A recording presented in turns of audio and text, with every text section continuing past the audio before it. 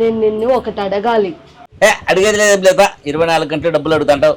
లేదంటే ఆ కూరగాయలకు కావాలా, చీరలకు కావాలా, వంట సామాన్లకు కావాలా, అది ఇది అని అడుగుతాంటావు. నేను ఈయన పా, నా దగ్గర డబ్బులు పా అతలకి. సరే సరే, డబ్బులు కాదు గాని మోనిత ఎవరు?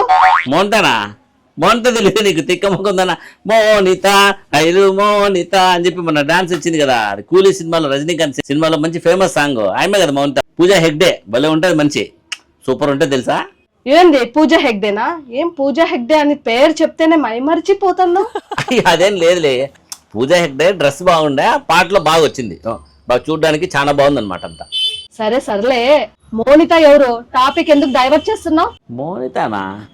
మోనిత ఎవరు లేరే. ఎవరు మీ బంధువులా? అంటే ఎవరబ్బా? ఎవరు మన షాప్కి వచ్చే కస్టమరా? ఎవరబ్బా? ఎవరు నాకేం పెద్ద తెలియదే. ఏమో నాకైతే ఏం గుర్తుకు రాలే. ఎవరు మోనిత? యాక్షన్ వద్దబ్బా, ఓవర్ యాక్షన్ అస్సలు వద్దే. చాలు ఇంకా చెప్పు. ఫోన్ లో ఫీడ్ అయ్యింది, నిన్ననే చూసా, అడుగుదాం అనుకున్నా, ఈ రోజు అడుగుదాం దొరికినావు, అందుకే అడిగా. ఎవరిది నెంబర్? మోనిత ఎవరు? ఏది ఫోన్ నెంబర్లలో ఒక ఆమె నెంబర్ మోనిత అని ఉంటే అది చూసి నన్ను అడుగుతానవా? ఎవరెవరో ఎక్కడెక్కడో తగులుతా అంటారు మోనిత అని.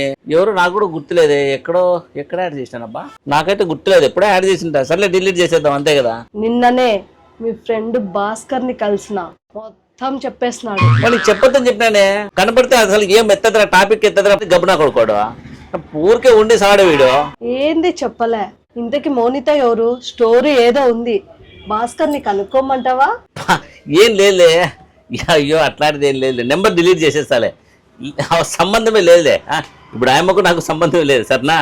ఎప్పుడో పెళ్లి కాకముందు అంతే, దానికి నాకు సంబంధం లేదు సరేనా. వదిలే. ఇంకా పెళ్లి కాకముందు కనెక్ట్ ఉందంటున్నావు, మళ్ళీ ఇప్పుడు నెంబర్ పెట్టుకున్నావు, ఏంటి సంగతి? ఏందోనే ఎమోషనల్ బ్లాక్మెయిలింగ్ చేస్తారు. మంచి బేడ ఊరికే ఉండేనే ఉండి నేను ప్రశాంతంగా.